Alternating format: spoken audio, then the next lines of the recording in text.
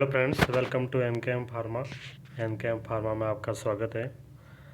जैसे कि आपको पता है कि फार्मासिस्ट एग्जिट एग्ज़ाम की डेट आ चुकी है और अपन आज से मोस्ट इम्पोर्टेंट क्वेश्चन की सीरीज़ स्टार्ट करने वाले हैं। तो आप चैनल को लाइक, सब्सक्राइब और शेयर ज़रूर कीजिए। सबसे पहले फार्मास्यूटिक्स के मोस्ट इम्पोर्टेंट ऑब्जेक्टिव क्वेश्चंस अपन देखने वाले हैं। तो स्टार्ट करते हैं।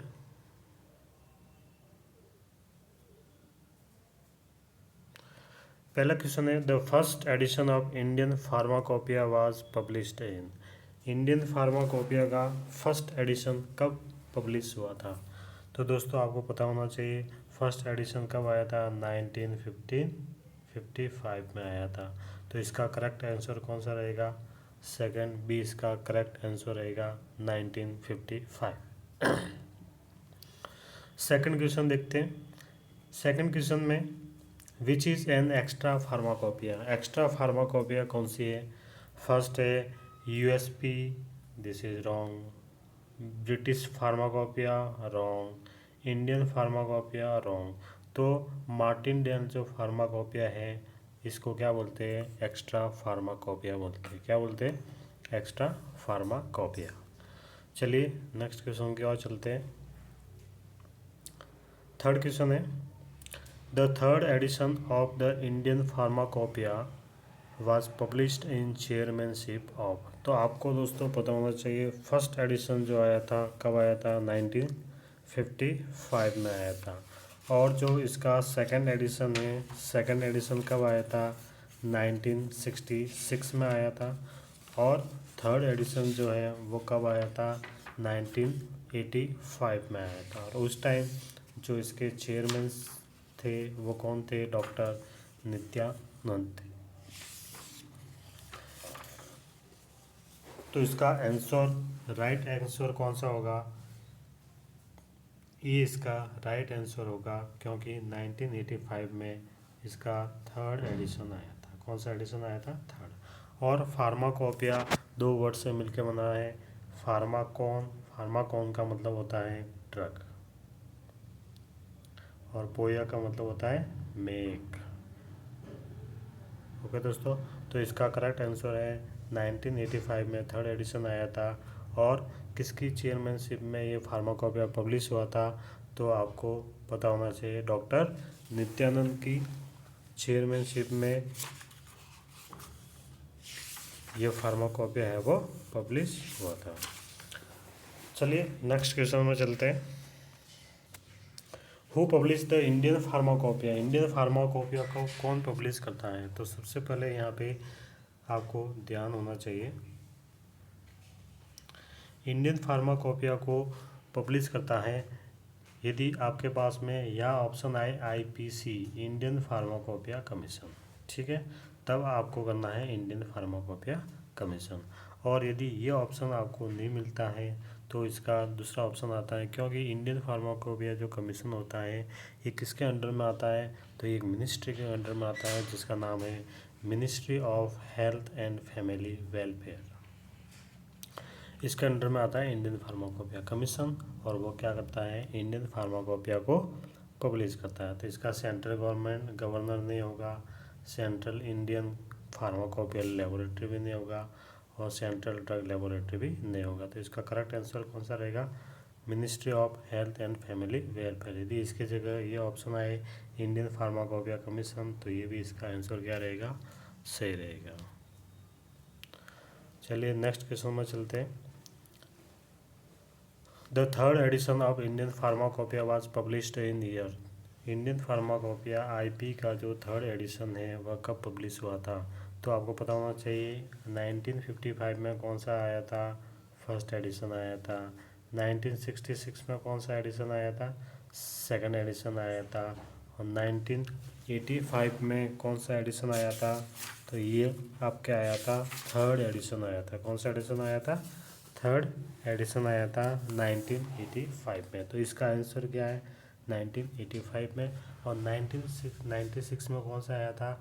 ये आपके आया था फोर्थ एडिशन आया था। कौन सा एडिशन आया था? Fourth edition. तो इसका करेक्ट आंसर कौन सा है? थर्ड इसका सी करेक्ट आंसर रहेगा। नेक्स्ट चलते हैं।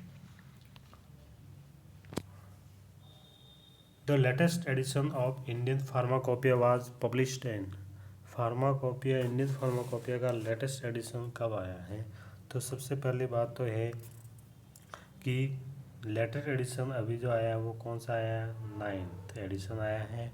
और ये कब आया था? 2022 में आया था। कब आया था? 2022। तो इसका डी आंसर है वो करेक्ट रहेगा। इसका थर्ड आंसर जो एडिशन है वो कब आया था? लेटेस्ट एडिशन 2022 में आया था। इसको यदि आप इसकी डेट पूछी जाए तो डेट कौन सी थी, ये लॉन्च कब हुआ था? तो ये 1 जुलाई 2022 को आया था। कब आया था? 1 जुलाई 2022 में आया था। और उस टाइम जो आपको पता होना चाहिए कौन सी मिनिस्ट्री में आता है? Ministry of health and family welfare के अंडर में आता है। और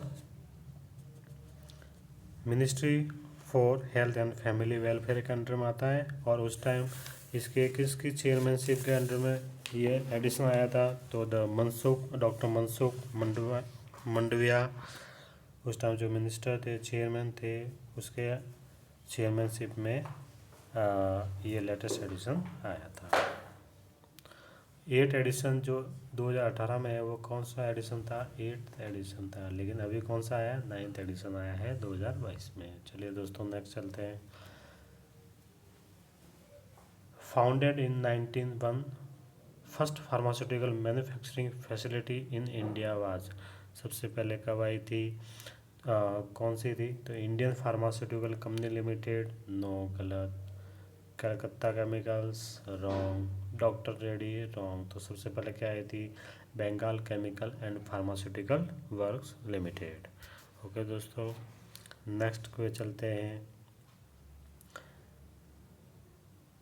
विच of the following provide the best definition of pharmaceutics. Pharmaceutics की बेस्ट डेफिनेशन क्या हो सकती है? तो आप लोग को पता होना चाहिए फार्मास्यूटिक्स में किसकी स्टडी की जाती है? डोजेस फॉर्म की डिजाइन के बारे में, उसकी मैन्युफैक्चरिंग टेक्निक के बारे में, उसकी डिटेल स्टडी है वो की जाती है। तो आइए इसमें ऑप्शन देखते हैं। It is the study of the effect that the drug have on the body. तो ये तो फार्मास्यूटिक्स में इसकी स्टडी नहीं की जाती है। It is the study of how drug can chemically synthesise, तो इसमें भी नहीं की जाती है। It is the study of the effect that the body has on the drug, इसकी भी नहीं की जाती है। तो इसका दोस्तों डी आंसर एकदम करेक्ट आंसर होगा। It is the study of dosage form design including associated manufacturing technique. Next question पे चलते हैं। बहुत ही सिंपल क्वेश्चन है। The second edition of the Indian pharmacopoeia was publish in. Indian pharmacopoeia का second edition कब आया था? तो अभी मैंने बताया था आपको एडिशन याद रखने पड़ेंगे। और इंडियन फार्माकोपिया जितने भी फार्माकोपिया उसमें से आपको फार्मा एग्जिट हुआ, कोई भी कंपटीशन एग्ज़ाम हुआ, एम्स, रेलवे, ESI, सब में से इसमें से क्वेश्चन आपको देखने को मिलते हैं। तो आपको याद होना चाहिए 1955 में कौन सा एडिशन आया था? फर्स्ट आया था। 1966 में क्या आया था? सेकंड एडिशन आया था। 1985 में थर्ड आया था। ठीक है ना? तो इसका आंसर कौन सा है? 1966। नेक्स्ट क्वेश्चन पे चलते हैं। Who is the father of medicine. Father of medicine कौन है? तो ये हिपोक्रेट्स, इसका सी आंसर है वो सही रहेगा। फिर आता है दोस्तों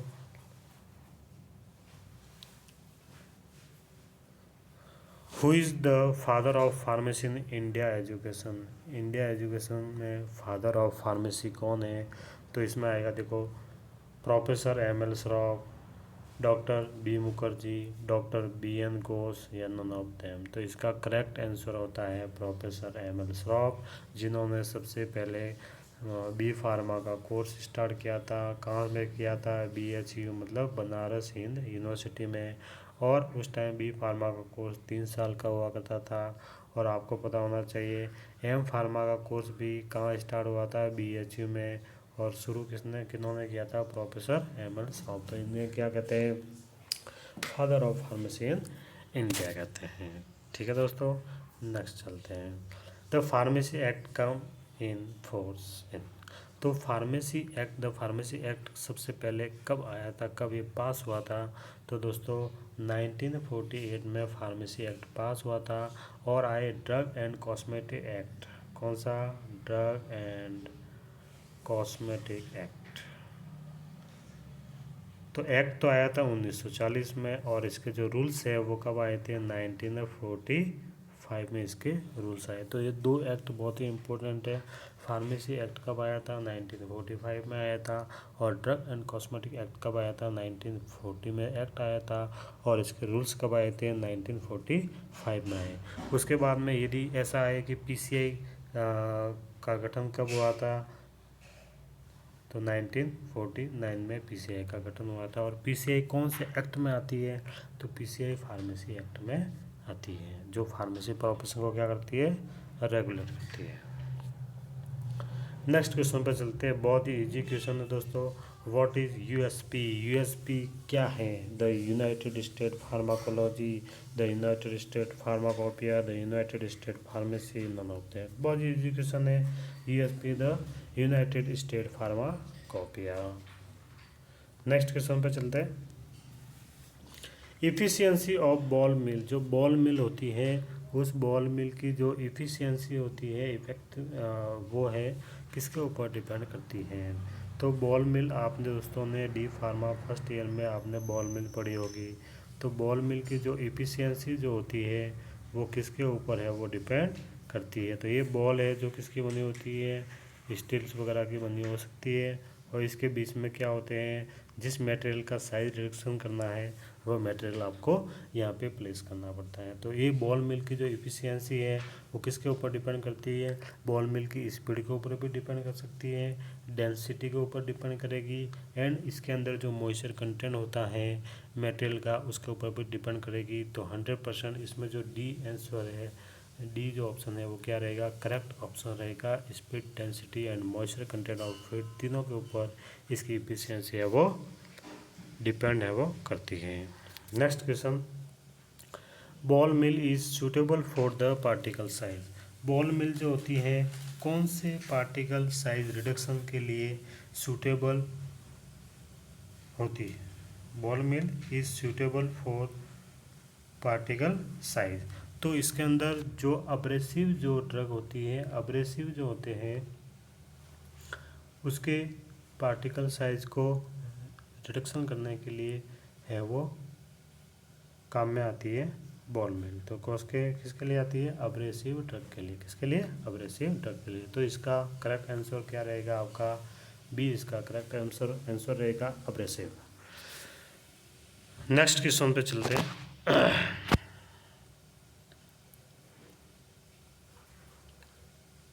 for better particle size reduction ball mill should be operated eight. Better size reduction के लिए, बेटर साइज रिडक्शन के लिए बॉल मिल जो होती है should be operated at. Ball mill जो होती है की स्पीड है वो कितनी होनी चाहिए? तो आपने देखा होगा इसके अंदर 3 स्पीड आपने पढ़ी होगी। देखो, एक होती है हाई स्पीड। क्या होती है? हाई। एक होती है ऑप्टिमम स्पीड और एक होती है लो स्पीड। देखो, लो स्पीड में क्या होता है? इसमें साइड रिडक्शन बहुत ही कम होता है। हाई स्पीड में क्या होता है? जो बॉल्स होती है वो कहाँ है? वॉल की तरफ जाएगी बॉल मिल में। और जो ऑप्टिमम स्पीड या क्रिटिकल स्पीड होती है जिसके अंदर क्या होता है? प्रॉपर साइज रिडक्शन होता है। लेकिन जो क्रिटिकल स्पीड जो होती है, ऑप्टिमम स्पीड जो होती है वो कितनी होनी चाहिए? तो ऑप्टिमम स्पीड क्रिटिकल स्पीड की 60% है वो होनी चाहिए। तो इसमें एबव क्रिटिकल, इसमें साइड रिडक्शन नहीं होगा, क्रिटिकल भी नहीं होगा, और 10% ऑफ क्रिटिकल इसमें भी नहीं। तो इसका आंसर क्या होगा? About 60% of critical. Next question पे चलते हैं। बहुत ही सिंपल क्वेश्चन और मोस्ट इम्पोर्टेंट क्वेश्चन है। Ball mill is working on principle of. Ball mill कौन से प्रिंसिपल पे काम करती है? तो impact no, pressure no, cutting no. तो दोस्तों ये करती है इम्पैक्ट एंड एट्रिशन पे बॉल मिल क्या करती है? काम करती है। प्रिंसिपल है, बहुत वेरी इंपॉर्टेंट क्वेश्चन है। ठीक है। हमर मिल जो होता है वो किसके ऊपर काम करेगा? इम्पैक्ट के ऊपर काम करता है। कटर मिल जो होती है वह कटिंग के ऊपर काम करता है। और फ्लूइड एनर्जी मिल बॉल मिल, ये किस पे काम करती है? इम्पैक्ट एंड एट्रिशन के ऊपर, प्रिंसिपल के ऊपर काम करती है। Next question, suitable mill for size reduction of thermolabile materials. जो थर्मोलेबाइल मटेरियल्स होते हैं उसको साइज रिडक्शन करने के लिए कौन सी सूटेबल मिल होती है? तो दोस्तों इसका जो करेक्ट आंसर होता है वह है फ्लूइड एनर्जी मिल। कौन सी मिल? फ्लूइड एनर्जी मिल, जो कि थर्मोलेबाइल जो मटेरियल होते हैं उसके यदि साइज रिडक्शन करता है तो उसके लिए सूटेबल होती है। उसके बाद में आता है नेक्स्ट है fluid energy mill is suitable for side reduction of. जो फ्लूइड एनर्जी मिल होती है वह किसके साइड रिडक्शन के लिए सुटेबल होती है? तो जो हार्ड और जो फ्राइबल मटेरियल्स होते हैं उसके साइड रिडक्शन के लिए क्या होती है? सुटेबल होती है। Next question, coarse material is characterise by. जो कोर्स मटेरियल आपने देखा होगा ग्रेडिंग ऑफ पाउडर्स, पाउडर्स की ग्रेडिंग पड़ी होगी, तो पाउडर की जो ग्रेडिंग होती है वह आईपी के अकॉर्डिंग 1966 में इसकी क्या दी गई है? पूरी है वो ग्रेडिंग दी गई है। तो इसमें आप अलग अलग ग्रेड पढ़े होंगे। कौन से पढ़े होंगे? Coarse powder, moderately coarse powder, moderately fine powders, very fine powders. जो कोर्स पाउडर होता है, कोर्स मटेरियल होता है, वह क्या होता है? तो इसके अंदर 10/44 होता है। इसका मतलब होता है 10 नंबर सिव से 100% मटेरियल पास होता है और पार्टिकल्स पास होंगे, पाउडर पास होते हैं, और 44 सिव नंबर से है वो 40% मटेरियल है वो पास है वो होता है। उसके बाद में आता है fine powder is characterised by. तो फाइन पाउडर जो होता है, fine powder is characterised by, fine powder किसे कहते हैं? तो फाइन पाउडर होता है 85/120। तो ये आपको सब दोस्तों याद करनी पड़ेगी। फाइन पाउडर्स, ठीक है ना, कोर्स पाउडर्स, मॉडरेटरी कोर्स, मॉडरेटरी फाइन। तो एक इंडेक्स दी गई है, उस इंडेक्स को आप याद कर सकते हैं कौन कौन से कोर्स पाउडर होते हैं, कौन से फाइन पाउडर्स होते हैं। Fluid energy mills separate particles on the basis of. Fluid energy जो मिल्स होती है वह पार्टिकल्स को सेपरेट करती है। कौन से बेस पे सेपरेट करेगी? पार्टिकल की साइज़ के ऊपर, या फिर पार्टिकल की डेंसिटी के ऊपर, या दोनों के ऊपर। तो दोस्तों ये राजस्थान फार्मासिस्ट एग्ज़ाम में भी ये क्वेश्चन आ चुका है 2011 में। तो जो फ्लूइड एनर्जी जो मिल होती है वह पार्टिकल साइज और पार्टिकल डेंसिटी, इन दोनों के ऊपर क्या करती है? पार्टिकल्स को सेपरेट करती है बेसिस के ऊपर। तो इसका जो सी आंसर है वो क्या रहेगा? करेक्ट आंसर है। सी आंसर क्या रहेगा? करेक्ट आंसर रहेगा सी, यानी कि दोनों के ऊपर क्या रहती है? डिपेंड्स रहती है। नेक्स्ट क्वेश्चन है mesh aperture of sieve number 60। Sieve number 60 का मैश अपर्चर कितना होता है? तो इसका बहुत ही सिंपल आंसर है, इसका रहेगा 250। तो इसका डी आंसर क्या रहेगा? एकदम करेक्ट रहता है। नेक्स्ट क्वेश्चन दोस्तों, sieve number indicate the number of include in the length of 2.54। जो सीव नंबर क्या होता है? तो सीव नंबर कहता है कि 2.5 सेंटीमीटर के अंदर नंबर ऑफ जो मैश प्रेजेंट होते हैं वही क्या कहलाता है? सीव नंबर, नंबर्स ऑफ मैश, यानी कि उसे क्या बोल सकते हैं? हॉल्स भी बोल सकते हैं। तो जैसे कि ये 2.54 सेंटीमीटर एरिया है, उसके अंदर नंबर ऑफ हॉल कितने परसेंट है? यदि 10% है तो 10 नंबर सीव हो गया, 22 है तो 22 नंबर सीव हो गई, 85 है तो 85 नंबर सीव हो गई। तो इसका मतलब होता है सीव नंबर जो होता है indicate the number of meshes, number of mesh कितने परसेंट है? 2.54 सेंटीमीटर एरिया में। Next, elutriation process separate particles on the basis of. Elutriation जो प्रोसेस होता है वो पार्टिकल्स को किस बेस पे सेपरेट करेगा? तो दोस्तों इसका आंसर रहेगा डेंसिटी बेस पे। कौन से बेस पे? डेंसिटी बेस पे है वो सेपरेट करता है पार्टिकल्स को। Thanks for watching. Please like, subscribe and share our YouTube channels. और दोस्तों आगे भी इस प्रकार के वीडियो आते रहेंगे, तो आप प्लीज़ लाइक कीजिए, सब्सक्राइब कीजिए और शेयर कीजिए इस चैनल्स को, ताकि आप कोई भी गवर्नमेंट एग्ज़ाम हो, फार्मासिस्ट, फार्मा एग्जिट एग्ज़ाम हो, रेलवे, ESI, एम्स, इन सब में बहुत ही इम्पोर्टेंट क्वेश्चन है वो आपको बताने वाला हो, जो अक्सर ये क्वेश्चन पूछे जाते हैं। Thanks for your watching.